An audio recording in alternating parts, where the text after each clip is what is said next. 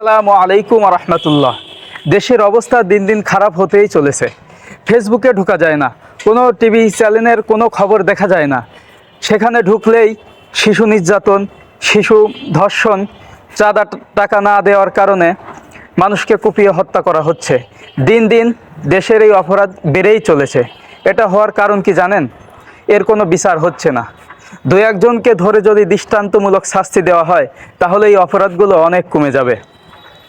বিগত সরকারের আমলে আমরা দেখেছি নিরপরাধ মানুষদেরকে কিভাবে ধরে ধরে ক্রস ফায়ারে দেওয়া হয়েছে, যুগের পর যুগ জেলখানায় আটকিয়ে রাখা হয়েছে। সেই প্রশাসন তো আমাদের দেশে এখনও আছে, সেই প্রশাসন এখনও আছে। তখন নিরপরাধ মানুষদেরকে তারা এইভাবে শাস্তি দিয়েছে, এখন যারা অপরাধ করছে তাদেরকে শাস্তি দিতে পারছে না কেন? আমাদের প্রশ্ন একটাই, এখন তাদেরকে তারা শাস্তি দিতে পারছে না কেন? জনসম্মুখে দু একজন আসামিকে যদি দৃষ্টান্তমূলক শাস্তি দেওয়া হয়, কথা দিলাম দেখবেন এই অপরাধ অবশ্যই কমে যাবে।